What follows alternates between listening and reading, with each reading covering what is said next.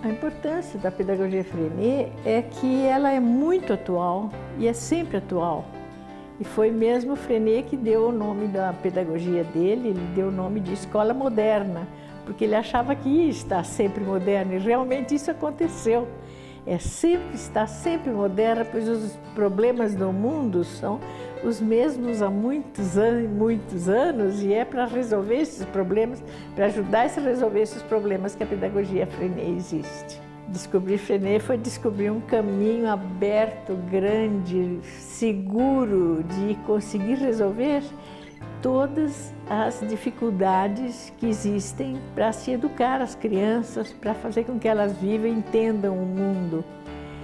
E o Freinet abriu caminhos, ajudou com utensílios, com técnicas, com teoria, com prática, para que isso acontecesse.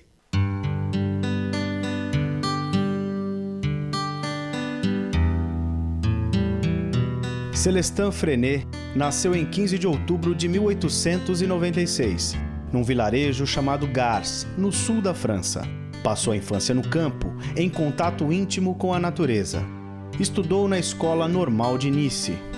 Em 1914, durante a Primeira Guerra Mundial, Freinet, aos 18 anos, participa dos combates, sendo ferido gravemente nos pulmões. Passou 2 anos em hospitais, e o que o mantinha confiante na sua cura era uma decisão: queria ser professor primário.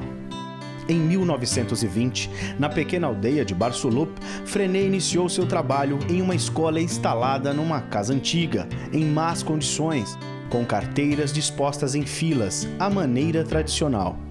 Freinet compensava a falta de experiência pedagógica com um profundo respeito pela criança. Recomeçou a estudar sozinho. Todos os dias, anotava o que ouvia dos alunos, registrava as observações, os comportamentos, dificuldades e sucessos. Foi descobrindo, então, o universo das individualidades. Se interessou por Rousseau, Rabelais, Montaigne, Pestalozzi. Começou a questionar a eficiência das normas rígidas, filas, horários, programas oficiais.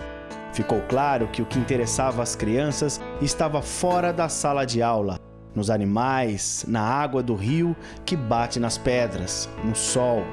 Dentro da classe, não havia nada que realmente motivasse as crianças. Logo, algo estava errado. Era preciso mudar. Surge a experiência da aula-passeio. Chamava-se aula-passeio no começo, quando o Freinet saía para passear mesmo com as crianças. Mas isso foi tomando uma outra forma e acontecendo 2 coisas. Primeiro, que as crianças iam descobrindo coisas, então nós chamamos hoje de aula das descobertas. Elas iam descobrindo coisas inesperadas, coisas engraçadas, coisas difíceis de entender. E segundo, que enquanto acontecia o passeio, as crianças saindo com o professor, ia se mudando a relação professor-aluno. Essa foi a grande mudança na pedagogia, de contribuição da pedagogia Freinet, porque mudou a relação do professor sempre num estrado lá em cima, falando, e as crianças ouvindo. Agora não, eram as crianças agindo e interagindo com o professor. Eles se tornaram amigos. Olha pro chão, olha pro chão. Vamos aqui, ó, nós estamos aqui. Isso, o que nós vamos fazer agora? Subir ou descer? Descer. Descer? Ali vende coisas. Aqui é o pastel. Opa, tudo bem? Minha mãe faz salada com salada. Sua mãe faz salada com cebola? Tá sentindo? Gostoso. Olha que delícia. Eu desço. Olha, esta salsinha verdinha, que quando seca fica aquilo que vocês viram na banca anterior. Vocês viram a salsinha sequinha em pó? Você viu? Olha agora ela verdinha. Açapeixe é para bronquite, tosse. Esse é para diabetes. Quem tem diabetes é uma pedra úmica A, insulina dos índios. Deixa eu ver. Pode ver. Pode pegar. Tá ótimo. Depois você olha pra mim que eu vou ler. É áspero. Ovo e batata. Quer pegar? Onde?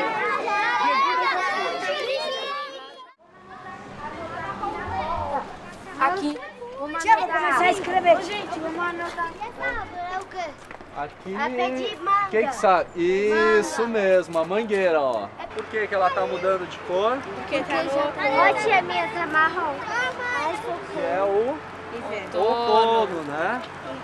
Pendurou? É com S, S, si. Tudo bem, passa por cima.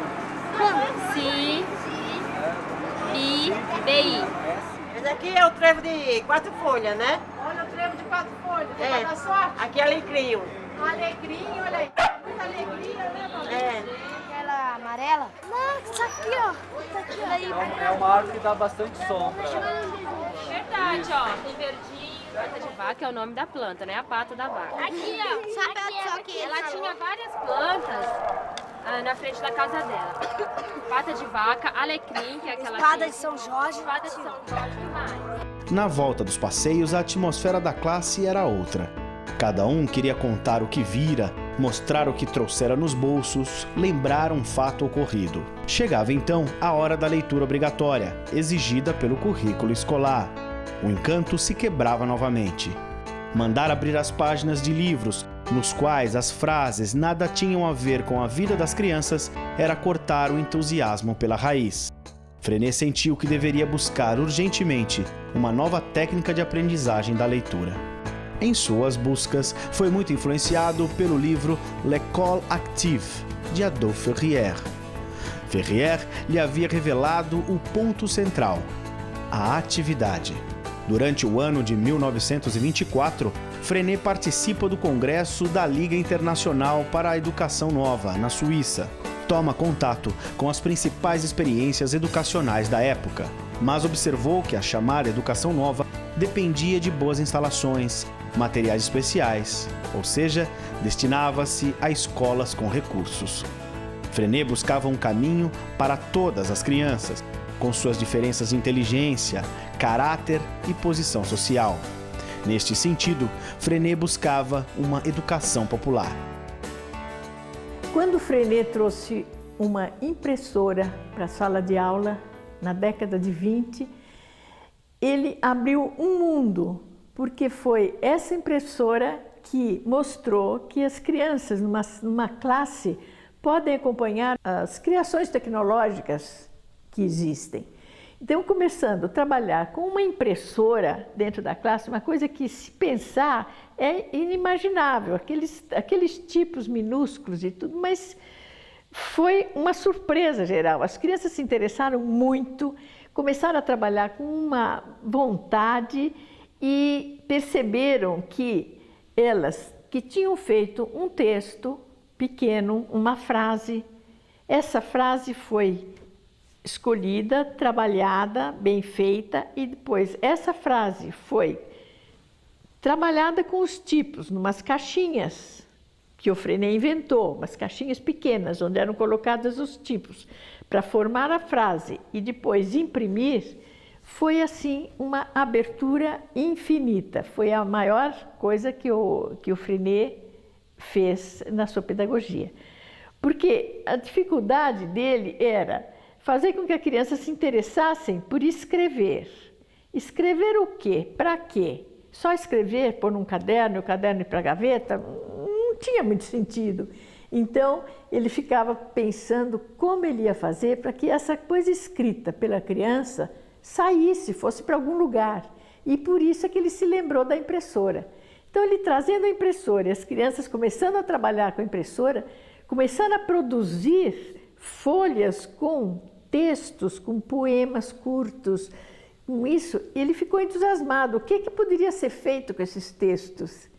E daí ele pensou, podíamos mandar para os pais. E os pais começaram a ver. Mas em vez de irem textos soltos, ele já veio com a ideia de, se a gente juntasse os textos por semana ou por mês e fizesse tudo junto como um jornal e mandar esse jornal para a família. E a coisa foi crescendo e as crianças começaram então a preparar os jornais para levar para a família ler, com todo entusiasmo. Mas daí ele ficou, o Freinet começou assim, mas só a família, só a cidade? Não, vamos mandar esses jornais para outras pessoas. Agora, quando o Freinet começou a usar a imprensa na classe, ele escreveu uns artigos em revista de educação sobre a imprensa na classe. Esses artigos foram lidos por muitos professores e eles foram ficando entusiasmados de tal maneira que uns 6, 8 meses depois já teve um congresso dos professores que usavam a imprensa na classe. E todos eles conversando, que era sempre o estilo do Freinet, ele sempre ouvia os professores falarem da sua prática para um ajudar o outro. Então esse primeiro encontro dos professores que usavam a imprensa na classe foi muito importante.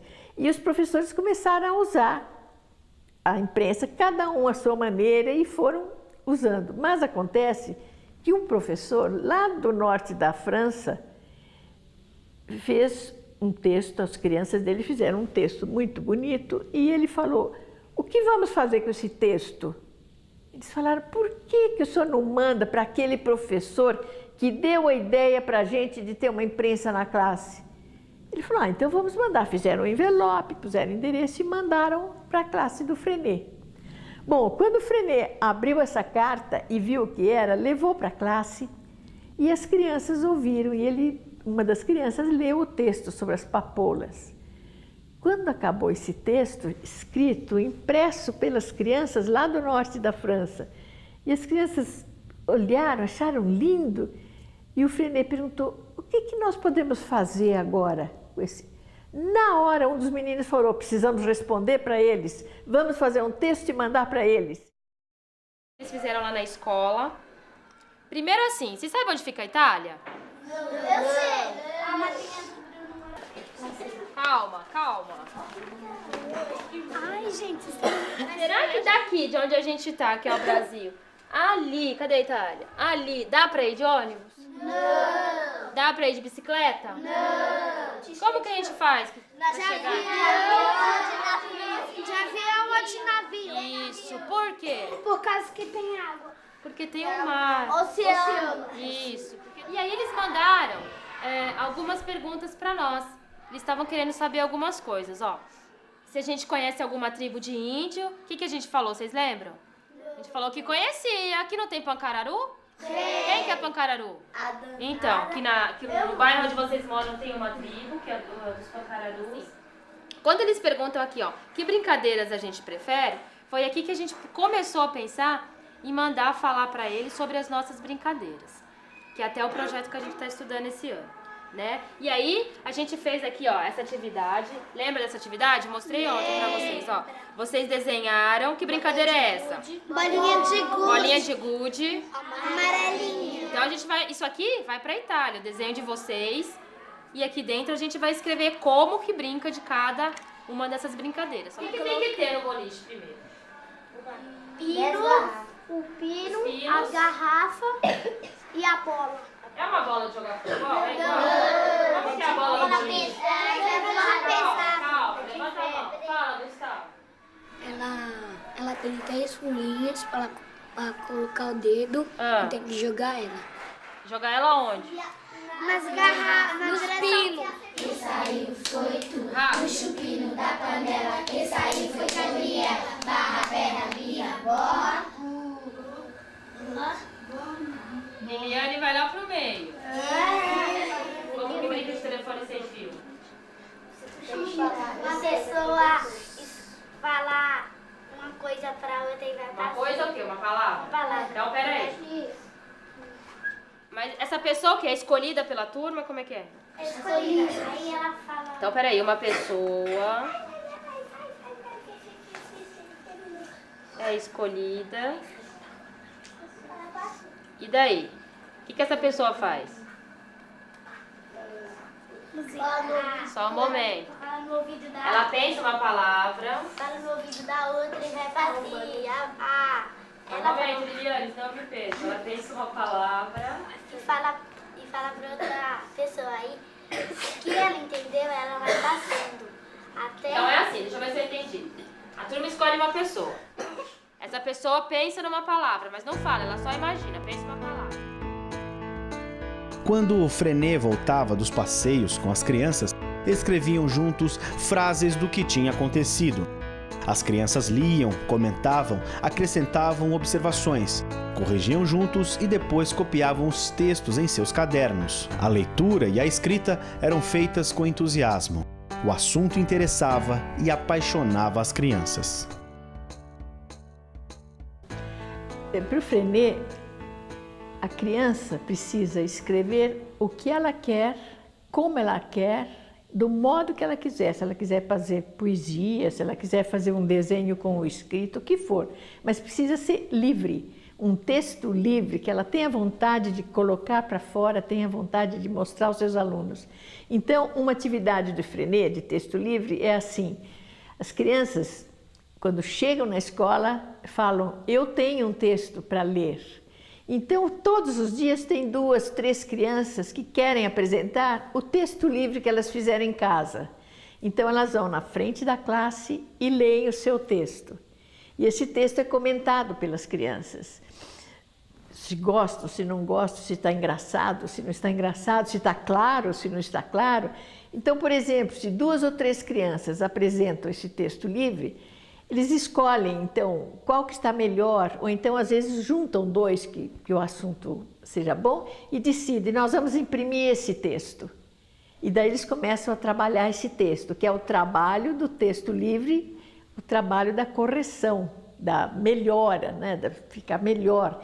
Então, o texto é colocado na lousa pelo aluno e daí eles começam a comentar. Ah, essa frase não está muito boa, eu não estou entendendo bem, vamos mudar?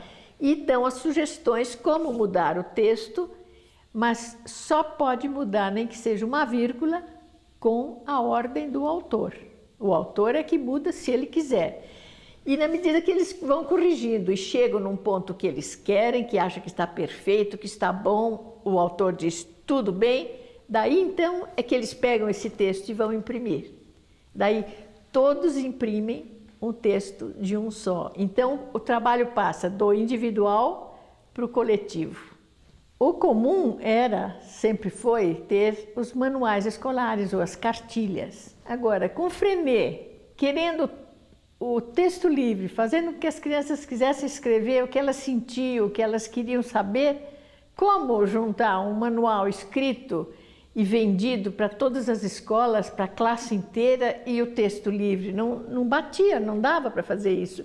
Então ele começou a fazer com as crianças as suas próprias cartilhas. As crianças faziam as cartilhas com as frases que eles gostavam, que eles achavam, né, que eles sabiam, que eles conheciam da vida deles, do gato, da comida, da mãe, do neném que ia nascer. Então eram frases que iam montando uma cartilha. E a coisa foi dando tão certo, foi acontecendo tão bem, que o Freinet, no fim, escreveu. Foi o segundo livro que ele escreveu. O primeiro foi Imprensa na Escola e o segundo foi Abaixo os Manuais Escolares. Como acontecia muitas coisas, normal, acontecer uma porção de coisas num dia só, tinha coisas super importantes que não podiam se perder. Então a ideia apareceu de escrever o que aconteceu durante o dia. E eles chamaram isso de livro da vida, pode dar qualquer nome, o importante é escrever. E esse é feito assim, no final do dia, as crianças já estão prontas para ir embora, tudo, mas tem 15 minutos para escrever esse livro da vida. Então a ideia é assim, o que aconteceu hoje de importante? Então as crianças começam a dizer, ah, fulano que veio aqui, foi o gatinho da outra que morreu, o lanche hoje estava muito bom. O que vocês acham importante para colocar no livro da vida? Então eles decidem o que eles querem escrever. Agora, esse livro da vida é especial. É um livro montado com páginas grandes, é um livro completamente diferente de todos os outros. É um livro montado com páginas grandes e que se possa pôr mais páginas. E, em geral, não é obrigatório, nada. Mas, em geral, é uma página por dia ou meia página por dia. Então, depois de levantarem o que foi importante, eles escrevem. Se forem os grandes, os meninos mesmo escrevem. Se forem os pequenos, a professora escreve. E deixam escrito, então, o que aconteceu de importante. E acaba o dia.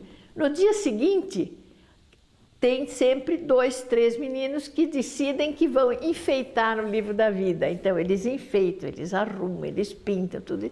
E todos os dias eles vão gravando, escrevendo o que aconteceu de importante. E esse livro é muito importante. Em qualquer classe Freinet que a gente vá, a primeira coisa que eles dizem, quer ver nosso livro da vida? Hoje a gente preparou o trabalho que vai ficar exposto amanhã. Então a gente conseguiu fazer a vovó e o Felipe. Só que aconteceram algumas coisas, Thales, que a gente precisa registrar aqui no livro da vida, na nossa avaliação. A gente vai avaliar o trabalho agora. Ficou um trabalho legal? Ficou! Foi isso que a gente planejou fazer? Foi! Mais ou menos. Vamos ler no livro da vida? O que a gente planejou? A gente planejou 2 grupos. Um grupo ia fazer a vovó e um grupo ia fazer o Felipe. Isso a gente conseguiu fazer? Conseguiu! A gente precisa escrever aqui o que aconteceu durante o trabalho. Tá? Gabriel, você quer falar? A gente foi fazer o Felipe, mas ele ficou mais ou menos. Ele ficou super bom, só que alguém rasgou. Mas esse é o ruim do trabalho. A pessoa que fez não assumiu. Foi no momento que a maioria das crianças estavam trabalhando. Então a gente estava ocupado com o trabalho, a gente não conseguiu ver. Agora a gente precisa dar um jeito no trabalho, que é um trabalho do grupo. Mara, posso falar um negócio que é sobre isso? Eu quero falar também. Era assim, é que o Sons ia falar assim, porque pra salvar todo mundo pra falar, pra não ficar com encrenca, ele falou isso. Mas aí ele desistiu de falar e ficou para os 2. Porque assim, porque eu tinha que mentir pra você, falar que foi eu que rasguei, porque a pessoa que rasgou não quer assumir. Não, Gabriel, isso é muito sério. Você não tem que mentir, você não tem que assumir uma culpa que não é sua. O que vai acontecer é o quê? A gente vai tentar arrumar, agora de uma próxima vez nós vamos ter que pensar muito bem. A pessoa que não tá afim de fazer não é obrigada a participar, ela pode participar de outro ateliê, ajudar em outra coisa. Os suspeitos podem ser o Inácio, eu, o Teixeira ou o Souza. Foi você? Não. Então como você é suspeito, Otário? Ah, tá. Pessoa suspeita é a pessoa que a gente não tem certeza. Se foi você, ou você tem certeza que você fez, ou você tem certeza que não fez. Mas você acha que é inocente, né? né? Pode ser suspeito. Ele é inocente. Calma, Gabriel. Tem muita gente com a mão levantada. Essa conversa tá caminhando, a gente tá conseguindo avaliar, só que a gente não tá escrevendo. Quem pode contar essa história? Quem pode contar como aconteceu para eu ir escrevendo aqui? Quem pode começar? A gente tava fazendo o trabalho, aí quando a gente terminou, a vovó já tava pronta. Aí o Felipe, aí alguém se jogou em cima do Felipe e ele rasgou. Fizemos a vovó. Elise Lagier Bruno, que mais tarde, pelo casamento, se tornaria Elise Freinet, vem trabalhar com ele em 1926. Com sua sensibilidade de artista e o espírito aberto às experiências de Freinet, Elise veio complementar seu trabalho. Freinet acreditava que a inteligência, a acuidade científica, o pendor artístico e tantas outras qualidades não deviam ser cultivados apenas através das ideias, mas também pela criação livre, pelo trabalho com as mãos e pela pesquisa experimental. Para Freinet, uma nova escola se impunha. Freinet sempre buscava tirar proveito do que havia de mais moderno. Assim, as crianças ouviam músicas num fonógrafo e viam filmes educativos e recreativos num projetor de cinema. As crianças trabalhavam na horta e na marcenaria. Peças infantis eram estimuladas e consideradas tão importantes como o estudo de geografia, história, matemática ou ciências. Em 1927, Freinet edita seu primeiro livro, A Imprensa na Escola. Em 1928, Freinet cria a CEL, Cooperativa de Ensino Laico, cuja função era gerir pedagógica e financeiramente a Cinemateca, a rádio e a imprensa escolar. Foi nesse período que suas principais diretrizes pedagógicas tornaram-se mais claras: a motivação, a cooperação, a ênfase nos utensílios e técnicas na aprendizagem e a afetividade. Em 1935, Freinet abre uma escola em Vans.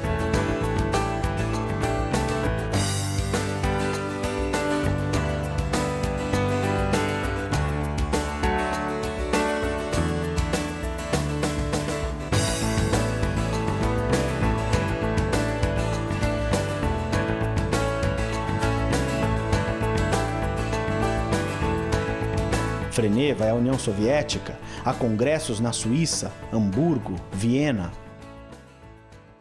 Daí eu li uma reportagem do Gilberto de Menstein, que estava falando sobre o caso de Daniel.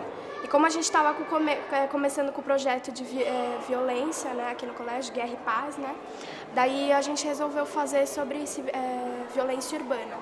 O que vocês discutiriam aí para as pessoas? O que vocês gostariam de estar passando? Porque a gente tem que passar uma mensagem para essas pessoas que virão assistir o teatro. A falta de oportunidade, né? A violência. Aí, sem dúvida, acho que a gente tem que trazer à tona uma violência, assim, urbana, que faz parte do nosso cotidiano. Falta de oportunidade, a discriminação, todo mundo vive isso. A gente não vive isso. Entendeu? A gente vê, a gente nota, mas a gente não tá lá dentro, a gente não sabe como é que é na realidade, a gente não sente na pele.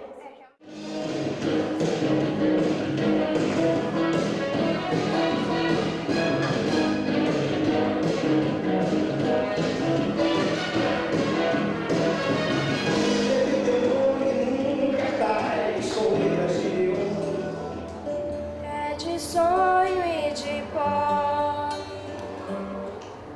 o destino de um só, feito eu mesmo pensamento sobre o meu cavalo. Daniel Alves da Silva, nome de Batista, morava numa das comunidades mais violentas de Salvador, chamada Bairro da Paz.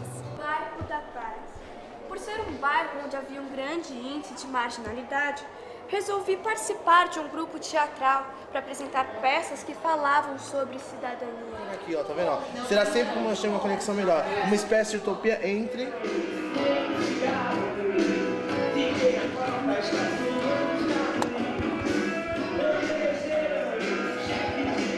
Uma das coisas que eu trouxe aqui, o orégano, né? Quem conhece orégano? Já comeram? Geralmente come na pizza, né? É, e minha mãe também, ela faz um macarrão. Macarrão com orégano?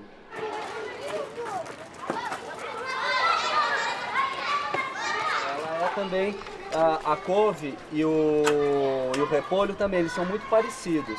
Então assim, ó, a couve é essa que tá menorzinha aqui desse lado de cá, e o repolho é esse que tá maior. E se eu tiver no plástico? Vai lá ajudar o Gustavo. Mostra pra ele, Gustavo. Vocês viram o tamanho dela? Então não pode ser muita terra, né? Senão ela não consegue vir. Ela não consegue daí brotar, né? Ó, tá vendo? Aí pega com cuidado. Pega embaixo aqui, assim, ó. Aí pondo aqui os saquinhos aqui do lado. Pera aí, onde que era essa? Vamos recapitular.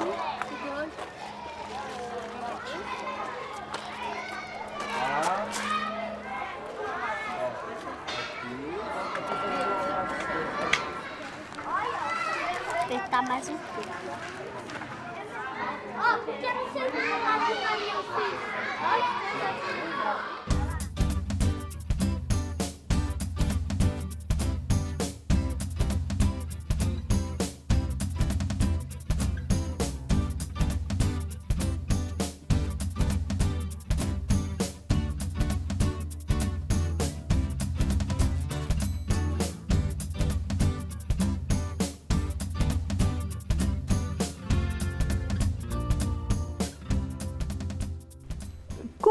Começando a correspondência, o que acontecia? Eles precisavam prever, comprar selos, comprar envelopes, mandar a carta no correio, então já eram 3 despesas. Essas despesas começaram a aparecer e quem dirigia tudo eram os alunos. Como é que nós vamos fazer? Então eles resolveram fazer o grupo que ia decidir o dinheiro para o selo, para o correio, para tudo. Mas depois, como eles começaram a fazer essas reuniões para decidir isso, eles viram que havia uma porção de outras coisas para serem estudadas e decididas. Então eles começaram a aumentar essa reunião e parou de ser só de pensar em dinheiro e começaram a fazer umas reuniões em que eles apresentavam quais os planos da classe, o que queriam fazer, tudo isso. Para que isso ficasse mais claro no dia da reunião, Freinet inventou, porque ele inventava tudo. Diziam até que o Freinet tinha 25 ideias novas por dia. E sentava no chão e ele fazia o que precisava fazer. Mas uma das coisas que ele inventou, que é assim maravilhoso, é um quadro na classe com 3 envelopes na parede. E num envelope é eu proponho, no outro eu critico, no outro eu felicito. E um bloquinho ao lado. Durante a semana, as crianças iam enchendo os envelopes com as suas propostas, suas críticas, suas felicitações. No final da semana, tinha a reunião de cooperativa, solene. No tempo do Freinet era solene. Arrumava a sala, varriam a sala, mesinha, florzinha na mesa, tudo, exposição das coisas feitas e começava a reunião. Para começar a reunião é eleito o coordenador e o redator, um dos alunos, e nem sempre o mesmo, cada vez um. Então, esse aluno e o professor junto, sentado junto, esse aluno vai dirigir a reunião. Nome, Larissa. Data, dia 6/5/5, 2005. Eu felicito a Nara, a Heloísa, a Ana Bia, a Lara, a Cecília, porque elas são muito legais.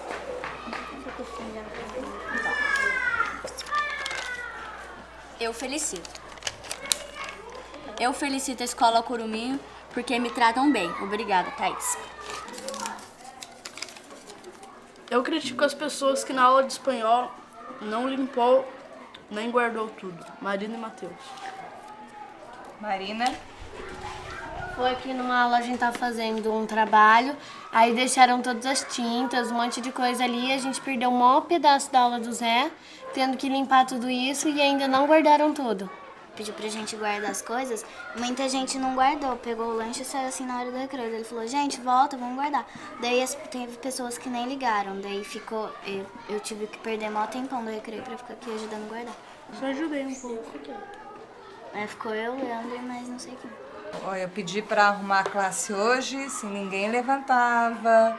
Eu tenho uma moleza, uma má vontade de estar fazendo as coisas.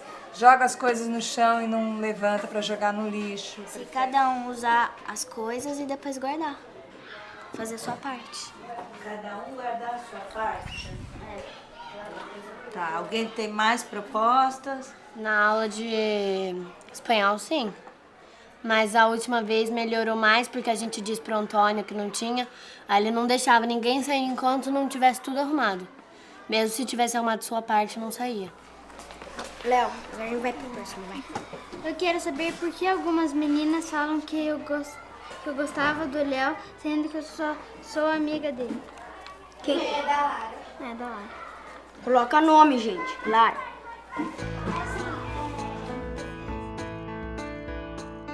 Em 1939, com o início da Segunda Guerra Mundial, Freinet é preso, acusado de ser um perigoso líder da resistência, que editava panfletos clandestinos e guardava armas e munições em sua escola. É levado a um campo de concentração, aonde vê seu estado de saúde agravar-se. Durante a Segunda Guerra, Freinet foi acusado de muita coisa e no fim foi preso, sua escola desmantelada, tudo quebrado, e ele foi preso num campo de concentração. Como ele estava doente, lá no campo ele ficou mais doente ainda e quase com perigo de morte, Então, a sua mulher, a Elise Freinet, fez uma grande campanha com os amigos, porque a essa altura já tinha muitos adeptos pela França, pela Alemanha, Itália, adeptos da pedagogia Freinet, que se comunicavam com Freinet e tudo. Então, nessa hora, a Elise procurou todos esses amigos para fazer uma pressão para conseguir que Freinet fosse para o hospital, para ver se ele ainda conseguia se salvar. E conseguiram.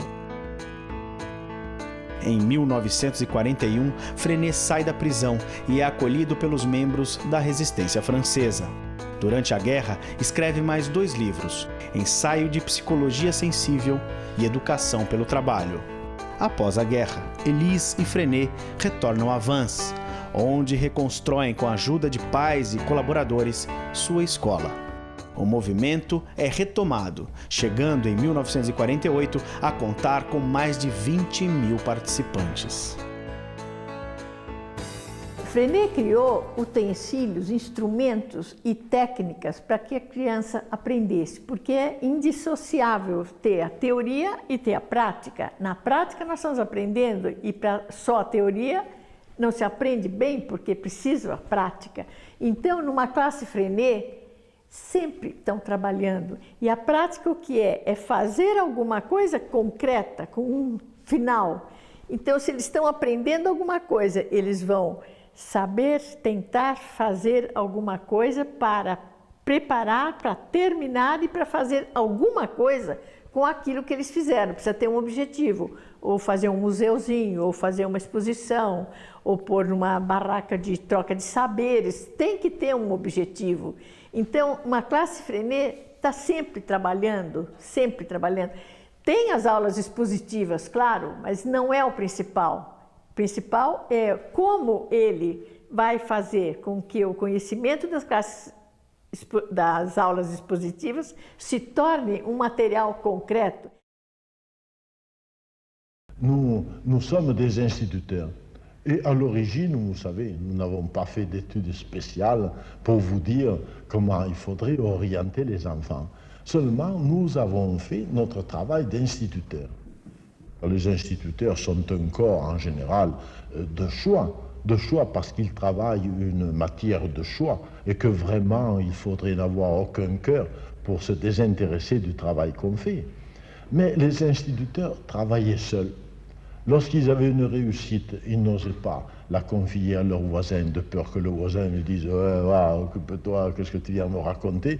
Lorsqu'ils échouaient, ils craignaient encore davantage de le dire. Résultat, on ne progressait pas, parce qu'on ne mettait pas en commun les échecs et les réussites. Et ce que nous apportons de nouveau dans la pédagogie, ce que nous avons réalisé peut-être de plus surprenant, c'est que nous avons constitué une coopérative d'instituteurs, techniciens, qui se réunissent, qui publient des journaux et des revues pour employer ma formule habituelle, pour verser dans le creuset coopératif toutes nos recherches, toutes nos trouvailles, nos échecs et nos réussites. Alors nous faisons progresser la pédagogie parce que nous avons ainsi mis en commun toutes nos recherches. Et nous avons, chemin faisant, reconsidéré bien des choses. Parce que vous savez, l'école, je crois que l'école suisse doit être un peu comme l'école française à ce point de vue. L'école vit sur des traditions qui datent d'au moins 300 ou 400 ans. Du temps où les écoles commençaient tenues par des moines qui, en ce temps-là, faisaient peut-être très bien leur classe, mais qui la faisaient pour une partie choisie de la population et pas pour la masse comme celle à laquelle on s'adresse de nos jours. Nous vivons donc, l'école vit donc sur des traditions plus que centenaires et ce sont ces traditions que nous avons senti la nécessité de bouleverser. Ah, sûrement, ça ne fait pas plaisir à tout le monde, vous savez, qui que ce soit, lorsqu'on veut changer quelque chose, on est toujours mal accueilli. Je ne sais quel est l'humoriste qui disait allez en France une nuit, essayez de monter à Dijon, par exemple, dans le train qui vient de Paris, quand tout le monde est bien allongé sur les banquettes, et puis vous ouvrez toutes les portes pour voir s'il n'y aurait pas une place, les gens sont étendus, finalement vous entrez dans un et vous en poussez un, mais enfin faites-moi de la place. Vous verrez les bénédictions qu'on vous envoie. Du moment que vous dérangez quelqu'un, vous n'êtes jamais bien accueilli. Nous sommes de cela. mais nous avons fait du travail. Et alors nous sommes amenés également à nous occuper de ce que deviendront les enfants que nous instruisons. C'est normal, c'est comme des parents, lorsqu'ils ont élevé leurs enfants, ils sont préoccupés de l'avenir de ces enfants. Nous faisons un travail, nous avons mal au cœur de penser que ce travail est perdu. Alors nous voulons savoir ce que deviendront ces enfants s'ils vont dans le second degré, et pour cela nous voudrions bien avoir l'appui du second degré qui nous manque totalement. Nous voudrions bien savoir ce que deviendront ces enfants lorsqu'ils entreront dans la production. Et alors se pose pour nous ce problème grave, justement, de la préparation professionnelle, ou en tout cas de l'entrée des enfants dans la production. Uma das principais críticas de Freinet ao sistema educacional era referente ao número de alunos em sala de aula. As classes apresentavam 45, 50 e até 60 alunos, e Freinet considerava este fato um grande obstáculo ao ensino individualizado e de qualidade.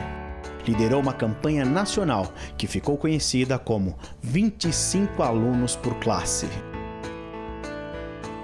Na França, onde o Freinet vivia, o estudo é levado assim muito a sério, mas muito mesmo. O tempo de estudo da criança na escola e depois para fazer o trabalho era maior do que o tempo de trabalho dos pais.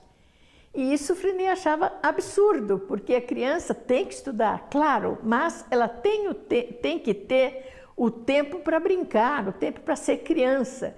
E essa foi uma luta grande dele para que se desse menos lições para casa. Tem que aprender na escola o mais que puder, e ir em casa para ler, para fazer coisas, mas não ocupar a criança completamente só para aprender e ficar sem tempo livre para ser criança. Bom, Freinet percebeu que se ele ficasse dando só conselhos técnicos, seria insuficiente, não dava para as pessoas entenderem tudo se ficasse só nos conselhos técnicos. Então, ele decidiu